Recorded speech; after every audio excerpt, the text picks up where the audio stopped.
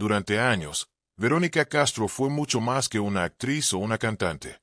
Era el rostro absoluto de la televisión mexicana, la figura que parecía habitar un universo impecable. Aplausos sin fin, tapas de revista, novelas que viajaban por el mundo y melodías que sonaban por todos lados. Su sonrisa parecía eterna, pero en el espectáculo lo que brilla desde lejos nunca cuenta toda la verdad. Detrás de esos ojos verdes que conquistaron medio planeta, hubo noches densas, decisiones que torcieron rumbos y marcas que jamás se vieron frente a una cámara. Su vida fue un mosaico donde la luz y la sombra convivían en silencio. Y mientras el planeta la celebraba como ícono, pocos imaginaban que esa corona tenía un peso que nadie querría cargar. Hoy vamos a entrar a ese costado que casi nunca se muestra. La historia de cómo una de las divas más queridas del continente tuvo que elegir entre el resplandor y su tranquilidad y comprender por qué un día decidió desaparecer. Antes de que millones la conocieran como la reina de la pantalla, Verónica Castro era solo Verónica Judith Saín Castro, una chica de barrio que entendió demasiado pronto que la vida no siempre juega limpio. Nació el 19 de octubre de 1952 en Ciudad de México, en un hogar que aparentaba normalidad. Padre ingeniero, madre entregada, 4 hermanos llenando el aire de risas y discusiones. Pero esa calma duró poco. La ruptura de sus padres fue un terremoto emocional que marcó su niñez. ¿Y cómo le hizo tu mamá?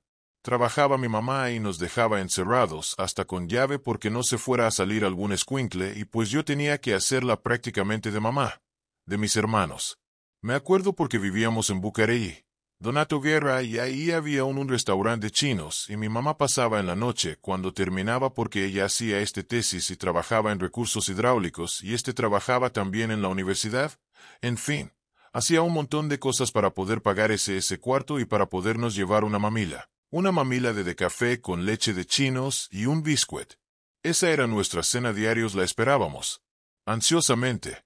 Porque de comida ni hablamos. Su papá, Fausto, desapareció de la foto demasiado pronto y quien tuvo que sostenerlo todo fue Socorro Castro Alba, una madre sin margen para lamentos. Trabajaba como secretaria en la UNAM mientras criaba sola a Verónica, Beatriz, José Alberto y Fausto, los 4 hijos que llevaba como estandarte. En esa casa faltaba de todo, pero se mantenía levantada por el esfuerzo de 2 mujeres, ella y su mamá, la abuela Socorro, que también vivía con ellos. Pero el verdadero pulso artístico venía de otro lado de la familia.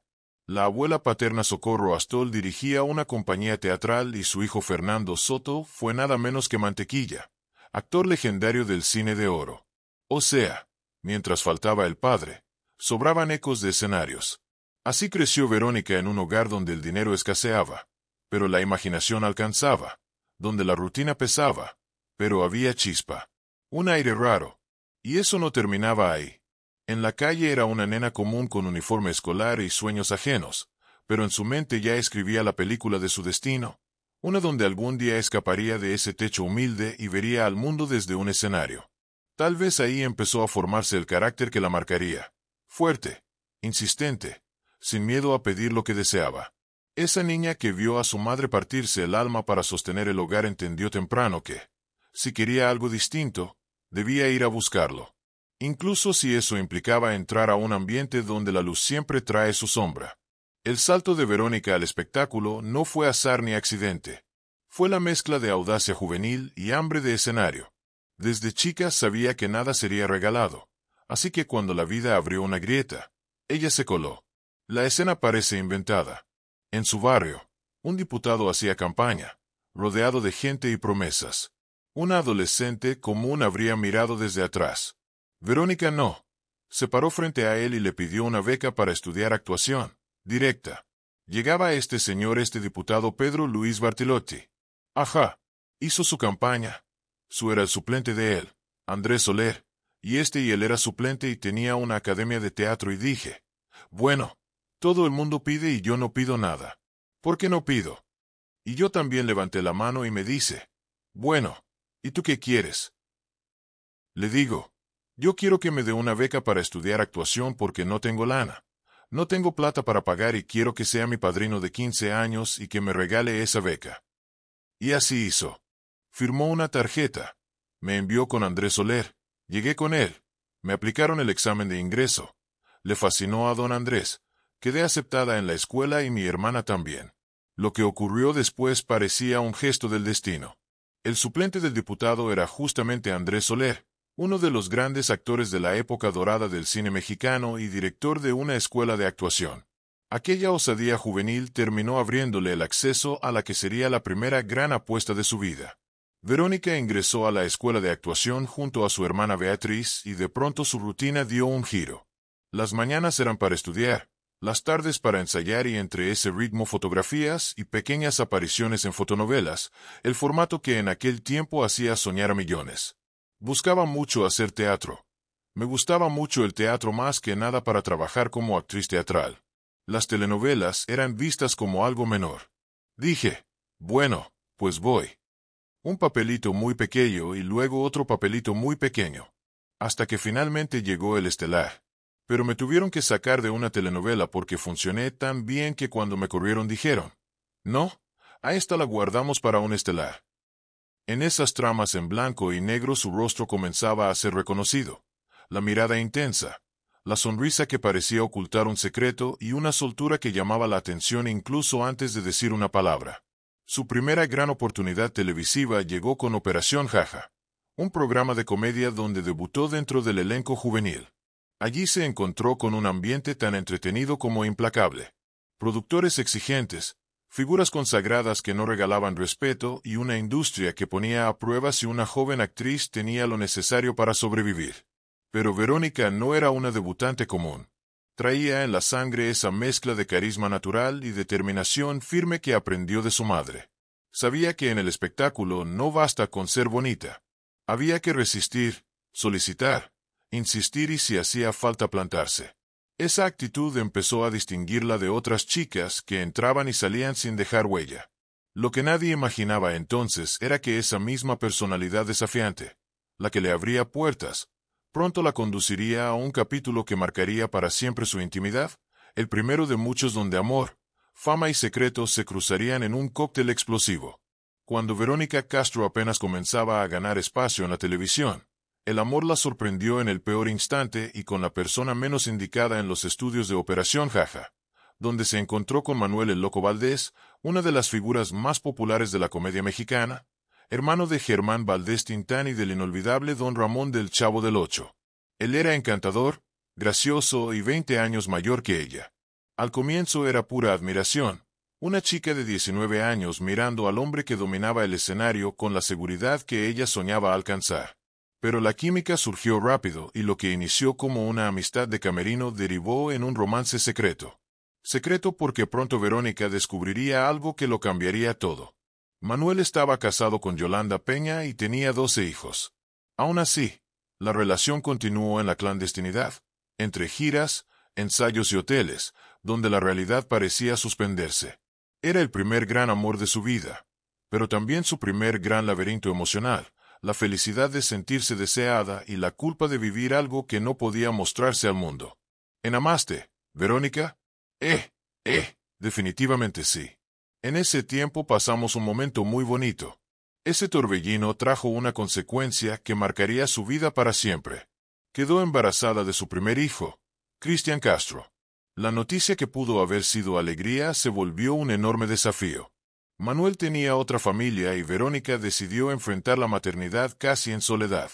Ese embarazo fue su primera prueba grande como mujer y como futura estrella. Mientras su rostro sonreía en televisión, por dentro cargaba la decepción y el miedo al juicio social. Pero ahí surgió el carácter que la acompañaría toda su vida. Eligió seguir adelante sola, criar a su hijo y no depender de nadie. Me comporté inconsciente porque aún no tenía lo suficiente guardado y me enamoré intensamente y deseaba mucho a mi hijo, y era mi gran ilusión tener un hijo y lo tuve y de repente pensé, ¿qué hago? ¿Cómo hago para pagar el hospital? Entonces tuve que pedir a un compañero que me guardara el coche y dejé el coche para que me prestaran el dinero y así poder pagar el hospital. Pero fue tu mamá que ver esto, mamá es muy respetuosa. Cuando llegué le dije, estoy embarazada. Me respondió. Y le dije que no tenía dinero y que era una criatura más. Y bueno, dijo, donde comen dos, comen tres. Con apenas 22 años, Verónica aprendió lo que muchas figuras descubren tarde. La fama ilumina, pero no te protege de las sombras personales. Ese primer amor prohibido la marcó y dejó claro que el precio de su independencia emocional sería alto y constante. Tras el golpe que significó su historia con el Loco Valdés, cualquiera pensaría que Verónica se volvería más prudente en el amor, pero la juventud tiene su propia lógica. Cuando aparece una chispa, uno se lanza aunque lleve heridas recientes. Fue a inicios de los años 80, cuando su carrera ya tomaba ritmo, que conoció a Enrique Niembro. La presentación fue casual, una salida a una discoteca, música alta, luces y la sensación de que la vida aún tenía sorpresas. Enrique no era figura pública, era parte del círculo social de su hermana Beatriz. Alegre, cercano, con aire nuevo, parecía la oportunidad de vivir un amor sin secretos, lejos de la clandestinidad que marcó su relación anterior. Los primeros meses fueron un torbellino, cenas, risas, fiestas, viajes breves. Por primera vez en mucho tiempo Verónica sintió que podía disfrutar sin miedo. Ese respiro emocional se reflejó también en su vida personal. Pronto llegó la noticia de que esperaba a su segundo hijo, Michelle. Parecía que por fin la vida era amable hasta que todo se quebró de golpe. Enrique, que incluso había propuesto matrimonio, retrocedió abruptamente. La razón parecía absurda. Su madre no quería que se casara con una mujer del espectáculo, con pasado mediático y un hijo previo. Y porque estaba contento y porque de repente dijo que nos casábamos y después dijo, mi mamá no quiere que me case. Dije, pues no te cases. ¿Quién te dijo que te casaras? Y así se canceló lo de la boda. Yo nunca te pedí casarme. A mí lo del matrimonio no me interesa porque yo puedo mantenerme sola. Yo no necesito de un señor para que me dé de comer o para que pague mis gastos. No, así. Otra vez la historia se repetía. Un amor que prometía futuro terminaba en soledad, y ella quedaba frente a un nuevo desafío criando sola a sus 2 hijos. Pero lejos de quebrarla, esa herida reforzó su determinación. Si el corazón no era un refugio, entonces lo sería el escenario. Entre pañales, desvelos y rodajes, Verónica empezaba a entender que su vida privada podía ser frágil, pero su vida pública estaba a punto de despegar hacia un punto sin retorno. Para cuando Verónica Castro tenía poco más de 30 años, su vida ya parecía una novela que nadie se animaría a escribir tal cual. 2 hijos, 2 amores rotos y la sensación de que la felicidad siempre se le escapaba entre los dedos. Christian y Michelle eran su motor, pero también la prueba de que la maternidad le había llegado como una montaña que debía escalar sola. Mientras el público empezaba a reconocerla como la joven actriz de mirada hipnótica, su vida en casa era otra película. Las noches largas con bebés que lloraban, los días corriendo, entre rodajes y compromisos y ese silencio que aparece cuando no hay un compañero al lado para compartir la carga. Verónica siempre tuvo el carácter para soportarlo, pero el precio era altísimo. Aprender a vivir con una mezcla de orgullo y cansancio permanente. El contraste era brutal. En el set, maquillada y con la luz perfecta, encarnaba el sueño de millones de espectadoras que la veían como la mujer que lo tenía todo. En la intimidad, cada logro venía con la sombra de la soledad, con la certeza de que su vida personal no seguía el guión ideal que el público suponía. Pero esa misma soledad le dio algo que marcaría el resto de su carrera, un blindaje emocional. Aprendió a no esperar nada de nadie, a plantarse con firmeza en un medio que muchas veces devoraba a quienes dudaban. Esa fuerza nacida de la necesidad iba a convertirse en su sello personal. Una mujer que podía sostener su mundo entero, aunque todo a su alrededor pareciera inestable. Sin saberlo, esa etapa de sacrificio estaba construyendo la leyenda, porque mientras su vida privada se mantenía en silencio, la fama estaba a punto de golpear su puerta con una fuerza que lo iba a cambiar todo para siempre. Después de años de esfuerzo, castings y papeles menores, la oportunidad que cambiaría la vida de Verónica Castro llegó en 1979. Ese año protagonizó la telenovela Los ricos también lloran, un título que parecía hecho a medida de su historia personal. La joven actriz que conocía de sobra las lágrimas privadas se convertía de golpe en la heroína que emocionaría a todo un continente. El éxito fue inmediato y arrollador. En México la novela fue un fenómeno, pero lo que nadie esperaba era su impacto internacional. La historia cruzó fronteras y conquistó Sudamérica, Rusia y hasta Europa del Este. De repente, Verónica pasó de ser una figura prometedora a un icono global de la televisión en español, reconocida por su voz y sus ojos verdes que se volvían inolvidables para cualquier espectador. La fama llegó con un ritmo vertiginoso, portadas de revistas, giras de prensa, contratos que se multiplicaban y la sensación de que el mundo entero estaba pendiente de sus movimientos. Pero como siempre en su vida, el brillo tenía su sombra. Mientras todos hablaban de la estrella que lo tenía todo en casa, la realidad era otra. Madre de 2 hijos, con días que empezaban antes del amanecer y noches que terminaban agotada, equilibrando como podía los reflectores con la rutina familiar. Ese contraste empezó a marcar el tono de su vida pública. La mujer que parecía inquebrantable frente a las cámaras y la madre que aprendía a sobrevivir en silencio detrás de ellas. Aún así, Verónica no aflojó. Al contrario, entendió que el estrellato era su refugio y su escenario de poder. Cada protagónico, cada canción, cada show era una forma de blindarse ante una vida personal llena de ausencias y renuncias. Y ese impulso la llevó a tomar una de las decisiones más arriesgadas de su carrera, que cambiaría por completo su relación con el medio, dejar México en plena fama para buscar paz en otro país. Un paso que la enfrentaría a uno de los capítulos más tensos y turbios de su historia. En los 80 la televisión mexicana estaba en su época dorada. Telenovelas que cruzaban fronteras, actores que se convertían en ídolos y una industria que parecía invencible. Pero detrás de ese brillo había un clima que muchos describen como sofocante. Según testimonios de la época, el poder político y el mundo del espectáculo estaban peligrosamente mezclados y no siempre para bien. Cercanos a Verónica, como la exvedette y amiga Olga Breskin, han contado que se organizaban fiestas privadas para altos funcionarios y empresarios. Ahí los rumores hablaban de excesos, drogas, sexo y presiones hacia algunos artistas para asistir o complacer. Incluso en estos relatos aparece el nombre de Arturo el Negro Durazo, entonces jefe de la policía capitalina, como uno de los hombres que movían esos hilos en la noche. No hay expedientes públicos que lo conecten directamente con Verónica, pero el clima turbio de la época es innegable y su nombre aparece siempre en esas historias de la vida nocturna mexicana. Lo importante es que Verónica nunca fue vinculada con nada ilegal. Al contrario, según quienes la conocían, ella decidió mantenerse al margen, aunque eso significara incomodar a quienes manejaban los hilos. Y en ese ambiente, decir no también era una decisión peligrosa. No solo te cerraban puertas, podían congelar tu carrera. En retrospectiva, ese periodo parece el inicio de su ruptura silenciosa con Televisa y con el propio país. Mientras el público la veía brillar, ella ya sentía que necesitaba escapar de un mundo donde la fama venía acompañada de demasiadas sombras. El éxito suele verse como una cima, pero para Verónica Castro esa cima empezó a sentirse como un lugar sin oxígeno.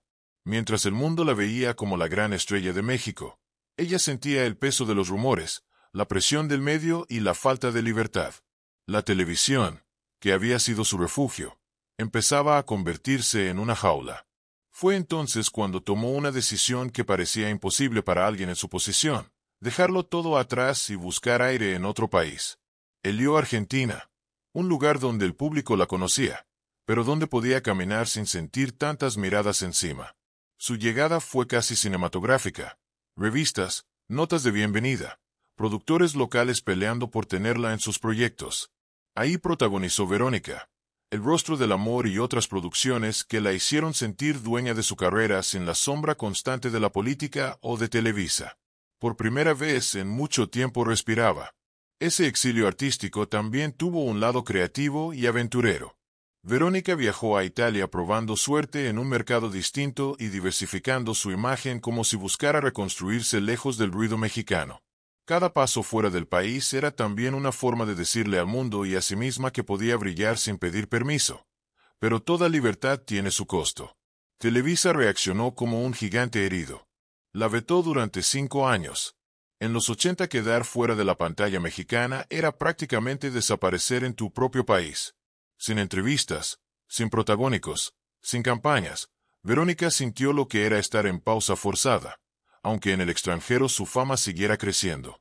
Ese periodo fue un punto de quiebre emocional. Por un lado, la satisfacción de ser dueña de su destino. Por el otro, la sensación de desarraigo, estar en escenarios llenos de aplausos en Buenos Aires o Roma, pero extrañar el suelo que la vio nacer. Esa contradicción la acompañó durante todo su exilio. Libertad afuera, vacío adentro. Con el tiempo, la tormenta en México amainó. El veto se levantó y la televisión que la había castigado la recibió de nuevo con los brazos abiertos. Ese regreso no era solo laboral, era una reivindicación personal, la prueba de que había podido irse, volver y seguir siendo una estrella. Cuando Verónica Castro regresó a México después de su exilio artístico, no volvió como una actriz que pedía permiso. Volvió como una superestrella internacional que había probado que podía brillar sin Televisa y tal vez por eso su regreso se sintió como una coronación. El gran punto de inflexión fue Rosa Salvaje en 1987. La telenovela la puso otra vez en el corazón de los hogares mexicanos, recordándole al país que ella era sin discusión la reina del melodrama. Su personaje, esa joven de barrio con alma indomable, parecía un espejo de su propia vida. Una mujer que pese a las adversidades, se abría camino con carácter y encanto. El éxito fue inmediato, audiencias altísimas, ventas internacionales y el cariño del público renovado como si nunca se hubiera ido. Pero lo que confirmó que Verónica no solo era una actriz, sino una figura capaz de generar polémica fue Pueblo Chico, Infierno Grande, en 1997. Esa telenovela rompió moldes para su época.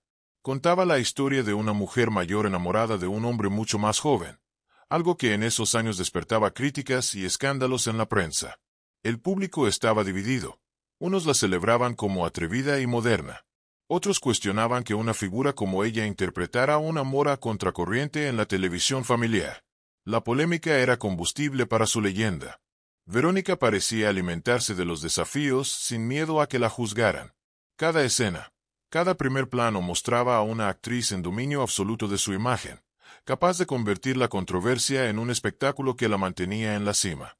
Sin embargo, ese regreso triunfal también traía consigo un cansancio silencioso. Después de tantos años de lucha personal y profesional, su cuerpo y su mente empezaban a sentir el peso de una vida entera bajo los reflectores. Y ese desgaste tarde o temprano iba a pasar factura porque mientras ella parecía invencible, ya se estaba acercando uno de los episodios más duros y físicos de su carrera. El reality, el elefante y un accidente que la dejaría marcada para siempre. A comienzos de los 2000, Verónica Castro parecía haberlo hecho todo en televisión, telenovelas icónicas, conducción de programas, fama internacional. Pero todavía quedaba un reto inesperado: convertirse en la cara de un reality show que iba a cambiar la pantalla mexicana. Televisa la convocó para conducir Big Brother VIP, la versión con famosos de aquel fenómeno mundial. Para muchos era raro ver a la gran diva del melodrama en un formato que olía a polémica, pero Verónica como siempre aceptó el desafío sin miedo, demostrando que podía adaptarse a cualquier escenario. Y ahí llegó la apertura que nadie olvidaría. Un momento pensado para impresionar al público. La gran estrella entrando al foro montada en un elefante. La escena parecía sacada de un show de Las Vegas, luces, gritos del público, cámara siguiendo cada movimiento hasta que el imprevisto golpeó sin aviso. El animal se asustó. Se movió bruscamente y los golpes que recibió Verónica fueron violentos. Ella, como toda profesional, terminó la apertura sin mostrar dolor, pero su cuerpo había pagado un precio altísimo. Horas después, los médicos confirmaron lo que el público nunca vio en vivo. Varias vértebras fracturadas, riesgo en la médula y un futuro de cirugías complejas. Años después, ella misma lo contaría con una mezcla de humor negro y orgullo. Todo el cuello lo tengo de titanio. Me reconstruyeron la columna entera. Por fuera no se nota, pero por dentro quedé hecha pedazos. Me rompió la columna. Me desapareció la médula espinal. Me tuvieron que volver a hacer la columna entera y toda la espalda. ¡Guau! Ese accidente marcó un antes y un después físico en su vida. Aún así, no se detuvo. Condujo el programa, sonrió ante las cámaras y siguió trabajando como si nada. Era la prueba más brutal de lo que había sido su carrera desde el principio. Un equilibrio constante entre el brillo y el dolor, entre la profesional que lo entrega todo y la mujer que paga la factura en silencio. Pero ese esfuerzo tenía límites. Aunque el público solo veía a la estrella que seguía firme por dentro, ya se gestaba el desgaste que la empujaría años después a un retiro definitivo. Después del accidente en Big Brother, Verónica Castro siguió trabajando. Ya vimos en realities, telenovelas, programas especiales, teletones, siempre sonriendo, siempre impecable ante la cámara.